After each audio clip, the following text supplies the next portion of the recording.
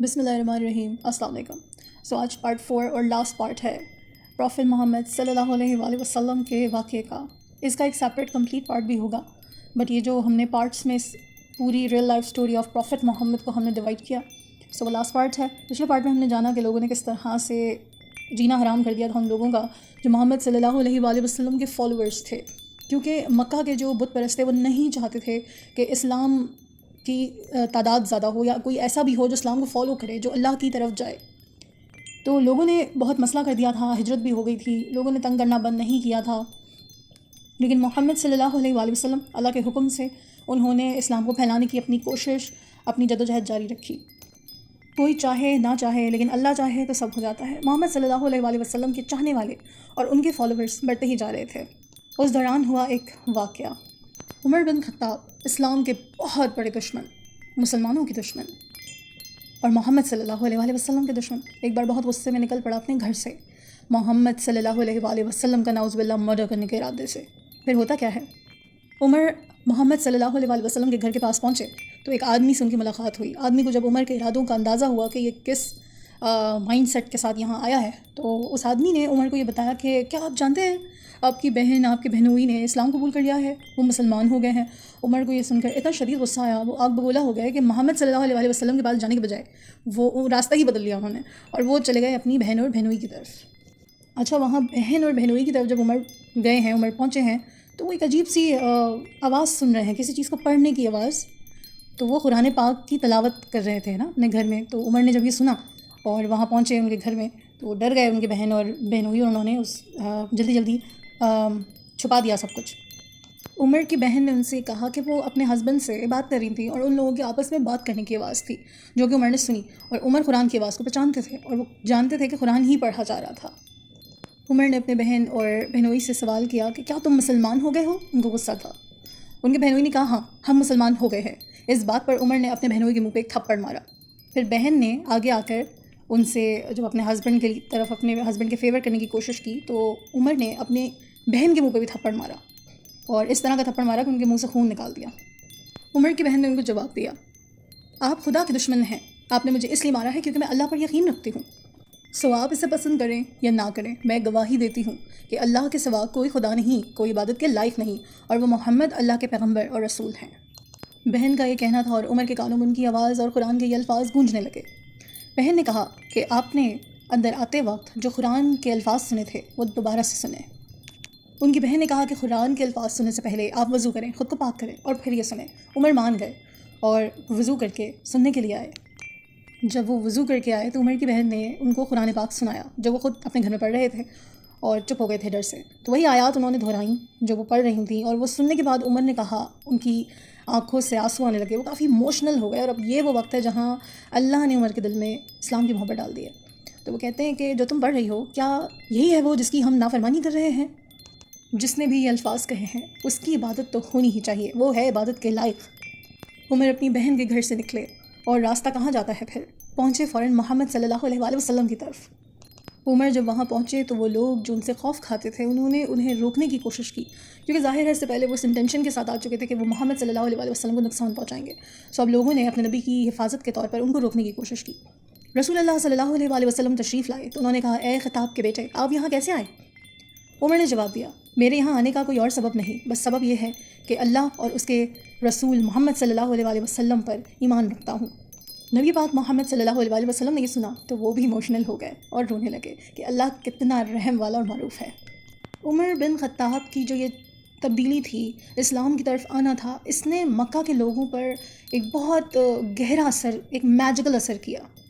اب اور بھی زیادہ لوگ ایسے تھے جو کہ محمد صلی اللہ علیہ وآلہ وسلم کے پیروکار ہو گئے تھے، ان کو فالو کرنے لگے تھے. اب کافروں سے یہ برداشت نہیں ہو رہا تھا، اور ظاہری بات ہے کہ شیطان مردود بھی تو اپنے جال بچاتا ہے، اس کو کیسے چہنا سکتا ہے کہ اللہ کی راہ میں کوئی سرخرو ہو جائے. خیر، شیطان نے بہکایا، اور مکہ کے جو کافر تھے انہوں نے خاندان والوں کو حضرت محمد مصطفیٰ صلی اللہ علیہ وآلہ وسلم سے انٹریکشن سے منع کر دیا، ان سے کنیکشن رکھنے سے منع کر دیا. انہوں نے نبی پاک صلی اللہ علیہ وآلہ وسلم کو تکلیف پہنچانے کی اور انہیں پریشان کرنے کی کوئی کسر نہیں چھوڑی. اب یہ جو وہ زبردستی فورسفلی یہ سب کچھ کر رہے تھے، اس کا ریزن یہ تھا کہ وہ چاہتے تھے کہ محمد صلی اللہ علیہ وآلہ وسلم مکہ کو چھوڑ کے چلے جائیں، ان کو وہاں سے نکال دینا چاہتے تھے.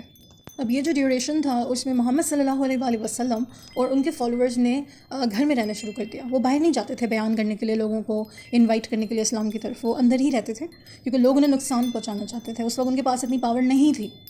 بہرحال جو مقدس مہینے ہوتے تھے جس میں کافر انہیں نقصان نہیں پہنچا سکتے تھے، تو اس میں وہ باہر نکلتے تھے محمد صلی اللہ علیہ وآلہ وسلم اور ان کے فالوورز، اور وہ لوگوں کو انوائٹ کرتے تھے اسلام کی طرف، ان کو بیان دیتے تھے. بہرحال 3 سال بعد ان کے خاندان پہ جو پابندی عائد تھی وہ ہٹا دی گئی. جب وہ پابندی ہٹ گئی تو پھر آپ مکہ تشریف لے آئے، واپس آ گئے. بٹ اس وقت یہ ہوا کہ ان کے چچا اور ان کی زوجہ خدیجہ رضی اللہ تعالیٰ عنہ یہ دونوں ہی انتقال کر گئے. یہاں محمد صلی اللہ علیہ وآلہ وسلم نے اپنے سرپرست کو کھو دیا تھا، اپنے پروٹیکٹر کو کھو دیا تھا.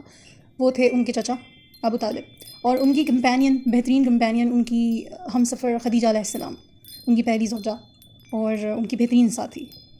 مکہ میں ایک سکون والی رات، مدینہ ہجرت سے بالکل 1 سال پہلے آپ صلی اللہ علیہ وسلم سو رہے تھے کہ جبرائیل تشریف لائے. یہاں ہوتا ہے بائی پاس. جبرائیل علیہ السلام نے نبی پاک صلی اللہ علیہ وسلم کے سینے کو کھول دیا، ان کے دل کو نکالا، اسے آب زمزم سے غسل دیا، اور پھر سونے سے بنے ایک برتن میں وہ ہمارے پیارے نبی صلی اللہ علیہ وسلم کے لیے اللہ تعالیٰ کی طرف سے کچھ صفات لے کر آئے جو انہوں نے ان کے سینے میں ڈالی، اور پھر اسٹچز کر دیا، بند کر دیا، سی دیا واپس. جبرائیل علیہ السلام نے آپ صلی اللہ علیہ وسلم کو نیند سے جگایا اور ایک جگہ لے گئے. وہاں پر براق تھا، یعنی کہ ایک گھوڑا نما جانور جس کے پر تھے. آپ صلی اللہ علیہ وسلم اس براق پر سوار ہو گئے اور بیت المقدس گئے. اس سفر کو الازرا بھی کہا جاتا ہے. بہرحال آپ صلی اللہ علیہ وسلم مسجد الاقصیٰ میں داخل ہوئے اور وہاں پر نفل بھی ادا کی. وہاں ان کی ملاقات موسیٰ علیہ السلام، عیسیٰ علیہ السلام اور ابراہیم علیہ السلام سے ہوئی. محمد صلی اللہ علیہ وسلم نے موسیٰ، عیسیٰ اور ابراہیم علیہ السلام کے ساتھ وہاں نماز بھی ادا کی. اس کے بعد دوبارہ براق پر سوار ہوئے اور تارے کو آسمان پر مقرر کیا جسے المعراج کے نام سے جانا جاتا ہے. جبرائیل علیہ السلام محمد صلی اللہ علیہ وسلم کو ایک پیڑ کی طرف رہ گئے جہاں اللہ تعالیٰ نے لائیو محمد صلی اللہ علیہ وسلم سے کلام کیا اور سورہ البقرہ کی آخری آیات کا نزول ہوا. اب یہاں پر یہ بھی ڈیسائیڈ ہوا کہ محمد صلی اللہ علیہ وآلہ وسلم اور ان کے فالوورز کتنی نمازیں پڑھیں گے، ان کی عبادت میں کتنی نمازیں روزانہ کی روٹین میں شامل ہوں گی. تو یہ طے پایا کہ 50 نمازیں ہوں گی جو کہ محمد صلی اللہ علیہ وسلم اور ان کے فالوورز پڑھیں گے. اب اس کے بعد محمد صلی اللہ علیہ وسلم واپس نیچے آئے اسی براق پہ سوار، اور ان کی ملاقات ہوتی ہے موسیٰ علیہ السلام سے. وہ نہیں سے ملنے آئے، پھر انہوں نے اس عبادت کے بارے میں ڈیٹیلز لیے، ان سے جانا کہ بھئی کیا طریقے ہیں، اور اس طرح سے انہوں نے ان کو یہ بھی بتایا کہ 50 نمازیں جو ہے وہ فالوورز اور محمد صلی اللہ علیہ وسلم کے لیے طے کی گئی ہیں. یہاں موسیٰ علیہ السلام نے محمد صلی اللہ علیہ وسلم سے کہا کہ وہ اللہ تعالیٰ سے ریکویسٹ کریں کہ نمازوں کو کچھ کم کر دیا جائے، کیونکہ لوگ اس طرح سے عبادت نہیں کر پائیں گے. کیونکہ موسیٰ علیہ السلام پہلے ایک قوم پر آ چکے ہیں، ان کو دیکھ چکے ہیں. موسیٰ علیہ السلام کے ایڈوائس پر محمد صلی اللہ علیہ وسلم واپس گئے اور اللہ تعالیٰ سے ریکویسٹ کی، تو اللہ تعالیٰ نے 10 نمازیں کم کر دی. اب پھر محمد صلی اللہ علیہ وسلم موسیٰ علیہ السلام کے پاس واپس آتے ہیں، پھر موسیٰ علیہ السلام جو ہے وہ ان کو اللہ تعالیٰ کی طرف بھیجتے ہیں. تو خیر یہ چکر لگتے رہے، اور اس وقت تک لگتے رہے جب تک اللہ تعالیٰ نے بالکل منیمم نہیں کر دی کہ اتنی نمازیں ہوں گی. تو پھر طے پایا کہ بھائی 5 نمازیں ہوں گی، دن کی 5 بار پڑھنی ہوں گی، جن کا ثواب جو ہے وہ 10 کے برابر دیا جائے گا. یعنی کہ ایک نماز جو ہے اس کو 10 کے برابر کنسیڈر کیا جائے گا، تو یہ 5 نمازیں جو ہیں وہ 50 کے برابر مانی جائیں گی. اب محمد صلی اللہ علیہ وسلم موسیٰ علیہ السلام سے دوبارہ ملے اور ان کو پوری تفصیل بتائی کہ 5 نمازیں اور اس طرح سے طے پایا ہے. تو موسیٰ علیہ السلام نے کہا کہ نہیں، انہیں دوبارہ اللہ تعالیٰ سے بات کرنی چاہیے. محمد صلی اللہ علیہ وسلم نے کہا میں نے اپنے اللہ تعالیٰ سے اس وقت تک بات کی ہے جب تک میں ان سے بات کرنے میں شرمندگی محسوس نہ کروں، ان کا سامنا کرنے میں مجھے شرمندگی نہ ہو، تو میں اس کو اب قبول کرتا ہوں. اس سفر میں محمد صلی اللہ علیہ وسلم کو جنت اور دوزخ بھی دکھائے گئے، خوبصورت جنت، اس کے مناظر، اور جہنم کے مناظر جہاں انہوں نے دیکھا کہ لوگوں کے ساتھ کیا ہوگا، کس طرح لوگ جو ہے وہ سزا پائیں گے، کیا جہنم کا عذاب ہوگا. اور وہ بہت افسردہ ہوئے تھے جب ان کو دوزخ کا وزٹ کروایا گیا تھا نا، کہ یہ ہے جہنم اور یہاں امت نے کیا ہونا ہے ان کے ساتھ. آپ صلی اللہ علیہ وآلہ وسلم جب واپس آئے ہیں تو آپ کا بستر گرم تھا، آپ کی جو کنڈی تھی وہ ہل رہی تھی. سبحان اللہ، اللہ اکبر. خیر اس واقعے کے بعد اسلام تیزی سے پھیلا. اب جو کافر تھے وہ بے حد ناراض تھے کیونکہ وہ ایسا نہیں چاہتے تھے.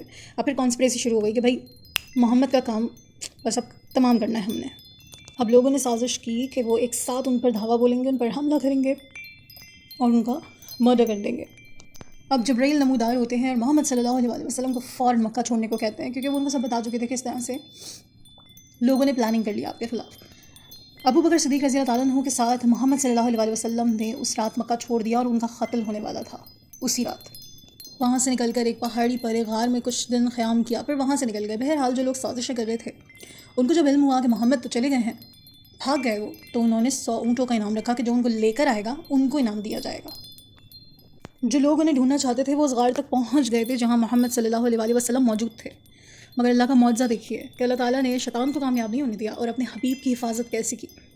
فوراً مکڑی نے جال بنا غار کے اوپر، جو جگہ تھی انٹرنس، وہاں اپنا جال بنا. کبوتر جو ہے اس کی جو فیمیل ہوتی ہے اس نے فوراً سے جا کے اس پہ انڈے دے دیے. اب جو لوگ ان کو قتل کرنا چاہتے ہیں وہ پہنچے کہ بھائی محمد اسی غار کے اندر ہیں، کیونکہ وہ رہتے تھے غار میں، بٹ وہاں تو جالا بنا ہوا تھا، انڈے رکھے ہوئے تھے. تو یہ تو کسی بھی انسانی عقل کے لیے ماننا ممکن ہی نہیں ہے نا کہ ایک جالا ہے، اگر کوئی انسان وہاں سے گزرے گا تو جالا ٹوٹ جائے گا، پھٹ جائے گا، جالا ہٹ جائے گا اور انڈے بھی گر کے ٹوٹ جائیں گے. بٹ وہ تو سب کچھ ایسے ہوا تھا، اور جالا کوئی 2 منٹ میں تھوڑی بنتا ہے، بہت ٹائم لگتا ہے. پھر مکڑی ایک جالا بناتی ہے بڑا سا. ان لوگوں نے سوچا کہ نہیں، محمد یہاں نہیں ہے، کیونکہ یہاں تو جالا اتنا بنا ہوا ہے، مکڑی کا جالا اتنا بڑا ہے، اور پھر کبوتر نے اس انڈے بھی دیے ہوئے. تو یوں اللہ تعالیٰ نے کیسے ہمارے نبی پاک صلی اللہ علیہ وسلم کو سیو کیا. سبحان اللہ، اللہ اکبر. اللہ تعالیٰ کی پروٹیکشن سے بہترین پروٹیکشن کوئی ہو ہی نہیں سکتی. بہرحال نبی پاک صلی اللہ علیہ وسلم مدینہ پہنچے. مدینہ کے لوگ ان سے بے حد محبت کرتے تھے، بے حد محبت.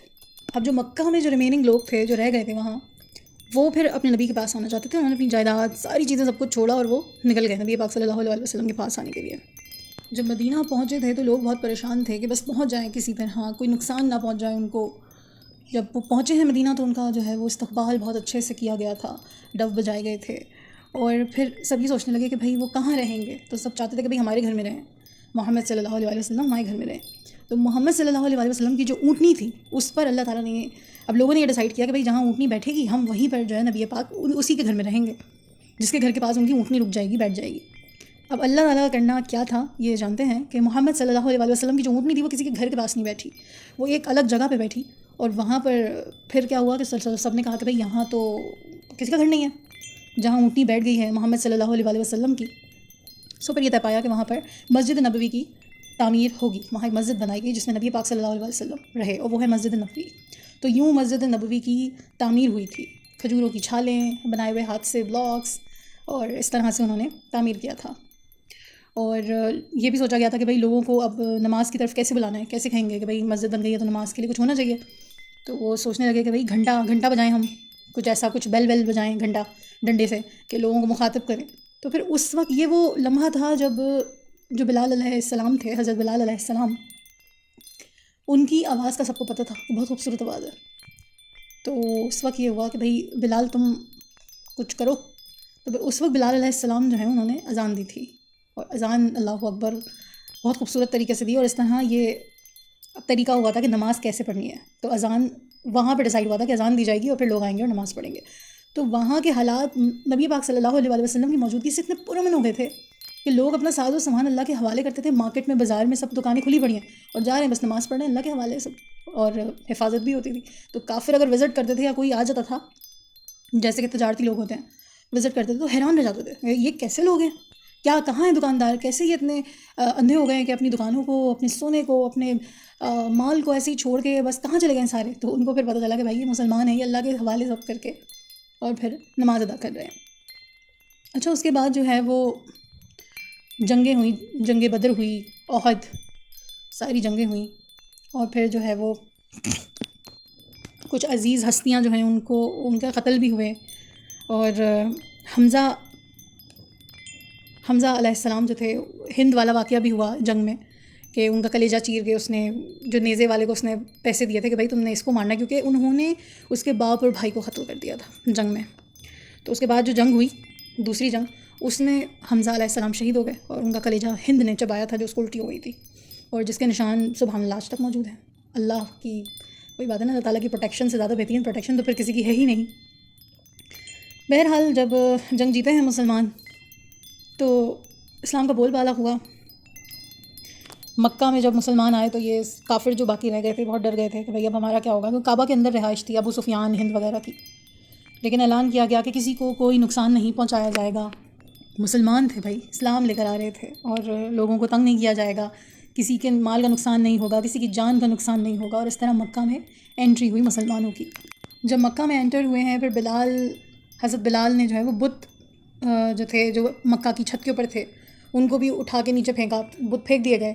مکہ کے اندر جتنے بت تھے ان کو باہر نکال کے پھینک دیا گیا، بتوں کا خاتمہ کیا گیا وہاں. اور پھر بلال علیہ السلام نے کعبہ کے اوپر چڑھ کے اذان دی. اور پھر بات آتی ہے اس لاسٹ سرمن کی، آخری خطبہ، جس میں ہمارے نبی نے یہ میسج دیا کہ سب جگہ اسلام کا بول والا تو وہی کیا تھا. انہوں نے لوگوں کو یہ میسج دیا کہ کوئی کسی سے بڑھ کر نہیں ہے، عربی کو اجمی پر، اجمی کو عربی پر، کالے کو گورے پر، گورے کو کالے پر، کسی کو کسی کے اوپر کوئی بڑائی حاصل نہیں ہے. all are equal in the eye of Allah. تو سارے لوگ اللہ کی نظر میں برابر ہیں. یہ لاسٹ سرمن میں میسج دیا گیا ہے. اور اس کے بعد رسول اللہ صلی اللہ علیہ وآلہ وسلم وفات پا گئے تھے. تو اس کا ایک الگ سے ہم واقعہ پورا ریکارڈ کریں گے کہ کیسے کیا وہ وقت کیسا تھا. اس واقعے میں جو سب سے اہم بات ہے وہ لاسٹ سرمن میں جو نبی پاک صلی اللہ علیہ وآلہ وسلم نے میسج دیا ہے نا، اللہ کے سوا کوئی بات کے لائق نہیں ہے، محمد صلی اللہ علیہ وآلہ وسلم ان کے بندے و رسول ہیں، اور کسی کو کسی پہ فوقیت حاصل نہیں ہے. اللہ تعالیٰ کا دین کتنا حسین ہے، ہم اس لاسٹ سرمن کے میسج سے اس چیز کو بہت کلیئرلی سمجھ سکتے ہیں کہ آج کی دنیا میں اس میسج کو انفورس کیا جا رہا ہے، امپلیمنٹ کیا جا رہا ہے. What do you think about that? ہم اپنے نبی محمد صلی اللہ علیہ وآلہ وسلم کی بات کو ہی فالو نہیں کر رہے. ہم نے کیٹیگریز بنائی ہیں، یہ کالا ہے، یہ گورا ہے، یہ لمبا ہے، چھوٹا ہے. لوگوں میں خامیاں نکالتے ہیں. کیوں نکالتے ہیں ہم لوگوں میں خامیاں؟ ہمارے ہاتھ کی کوئی بنی ہوئی چیز، اس کی کوئی برائی کر دیں ہم سے برداشت نہیں ہوتا، بس نہیں چلتا کہ اگلے کو بس کھڑے کھڑے گاڑ دیں. تو اللہ کی کریشن پہ آپ ایسے کیسے باتیں کرتے ہیں؟ اگر کسی کو اللہ نے گورا بنا دیا ہے تو وہ کالے کو ٹاؤن کرتا ہے، تم تو کالے ہو. تو کیا وہ خود سے کالا ہے یا یہ عیب ہے؟ نہیں ہے یہ عیب. جس رنگ کی مٹی سے اللہ نے اس کی تخلیق کی ہے اسی رنگ کا دکھے گا نا وہ. اور یہ عیب تو نہیں ہے. حضرت بلال حبشی جو تھے وہ بہت بڑی مثال ہے کہ ان کا مقام کتنا عظیم ہے. جنت میں جب نبی پاک صلی اللہ علیہ وسلم داخل ہوں گے تو وہی ان کی اونٹ کی رسی کو پکڑیں گے اور چلیں گے ساتھ میں. جب اللہ نے ڈفرینشیٹ نہیں کیا، کیٹیگریز نہیں بنائی، کسی کو چھوٹا کسی کو بڑا نہیں کیا، ہم کیوں کرتے ہیں؟ ہمیں سب سیکھنا چاہیے بہت کچھ اس سے. ایک دوسرے کو برا کہنا، لوگوں کو انسیکیور کرنا، اور سوسائٹی کو اتنا زیادہ ڈپریشن اور انزائٹی کا شکار کر دینا کہ لوگوں کا کانفیڈنس ختم ہو گیا ہے. بہت سارے لوگ اس سب سے روزانہ سفر کرتے ہیں. ان لوگوں کی باتوں تانوں کی وجہ سے وہ اپنی زندگی کو اس طرح نہیں جی پاتے جس طرح وہ کر سکتے ہیں، کیونکہ ہم ان کے حصے کی خوشی، ان کا کانفیڈنس سب کچھ کھا جاتے ہیں ان چیزوں پر جس پر انسان کا اختیار نہیں ہے.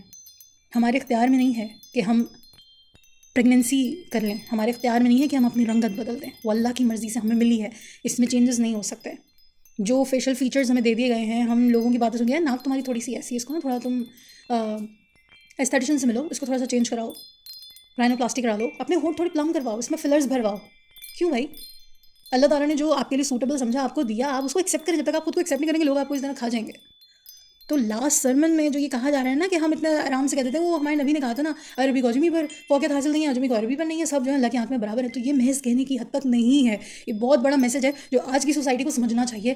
دس is very very important to understand کہ ہم کتنی خسارے میں ہیں، ہم کتنا برا کر رہے ہیں، اپنے ساتھ بھی برا کر رہے ہیں اور پھر جو ہے وہ لوگوں کے ساتھ بھی برا کر رہے ہیں. اور جبھی جو ہے ہمیں تھیراپسٹ چاہیے، جو سب سے بڑا تھیراپسٹ ہے جو اللہ ہے، وہ کیا کہہ رہا ہے، اس نے اپنے نبی سے کیا کہلوایا، ہم اس پہ فوکس ہی نہیں کرتے. اگر ہم ان چیزوں پہ فوکس کریں تو 75% زندگی تو ویسے ہی سکون میں آ جائے گی، کیونکہ ہم اپنے آپ کو ایکسیپٹ کریں گے. سوسائٹی کے ٹونٹس اور نیگیٹیوٹی سے ہم نہیں دیکھیں گے اپنے آپ کو. تو کسی کو جج نہ کریں. یہ چیز یاد رکھیں کہ آپ زمین پر موجود فرعون نہ بنیں. جو اصل خدا ہے وہ اللہ ہے اور وہ بیٹھا سب کچھ دیکھ رہا ہے. کسی کی برائی کرنے کا مطلب ہے اللہ کی بنائی ہوئی چیز کی برائی کرنا. اللہ کو ڈائریکٹلی آپ برا کہہ رہے ہیں. تو ڈریں اس چیز سے. آئی ہوپ یہ اسٹوری آپ کو بہت پسند آئی ہوگی اور اس سے ہمیں جو میسج ملا ہے اس پر آپ لوگ غور ضرور کریں گے. ہم محمد صلی اللہ علیہ وسلم کی ریئل لائف اسٹوری کو ایک سیپریٹ اور کمپلیٹ ویڈیو میں بھی ریکارڈ ضرور کریں گے. ویڈیو اچھی لگی تو لائک کیجیے، چینل کو سبسکرائب کیجیے. اللہ نے کے بعد